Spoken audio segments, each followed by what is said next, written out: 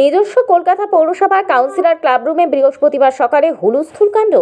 হঠাৎ শোনা গেল ফোঁস ফোঁস, দেখা মিলল নাগদেবের শব্দ। পরপর দুদিন ধরে কলকাতা পৌর সংস্থাতে আনাগোনা সাপের। বুধবার ডেপুটি মেয়র অতীন ঘোষের ঘরে দেখা যায় একটি সাপ। বারান্দায় দেখা মিলল আবার একটি সাপের। তারা সাপ বলে তল্লাশি করতে এসে জানালেন বন দপ্তরের কর্মীরা।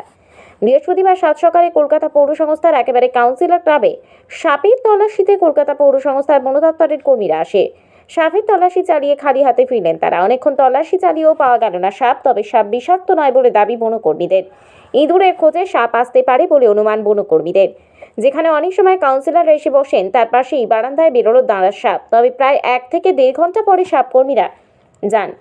চলে দীর্ঘক্ষণ হুক ট্যাং এবং ব্যাগ নিয়ে তল্লাশি, তবে খোঁজ পাওয়া যায়নি সাপের। ফলে খালি হাতে ফিরতে হয় বনকর্মীদের। তারা জানায় যে অনেক সময় ধূপ খেতে বা ইঁদুর খেতে বেরিয়ে আসে বলে জানালেন আলিপুর চিড়িয়াখানার কর্মী সোমনাথ দেবনাথ। এদিন কলকাতা পৌর সংস্থার মেয়র ফিরহাদ হাকিমের ঘরেও যান আলিপুর চিড়িয়াখানার বনকর্মীরা। দীর্ঘক্ষণ তল্লাশির পর অবশেষে বুধবারের রাত মতো বৃহস্পতিবারও খালি হাতে ফিরলেন তারা। তবে কলকাতা পৌর সংস্থার সদর দপ্তরে সাপ বেরোনোর ঘটনায় অবশেষে নড়ে চড়ে বসেছে পৌর কর্তৃপক্ষ। তবে এই ঘটনাকে কেন্দ্র করে আতঙ্ক সৃষ্টি হয়েছে কলকাতা পৌর সংস্থার কর্মীদের মধ্যে।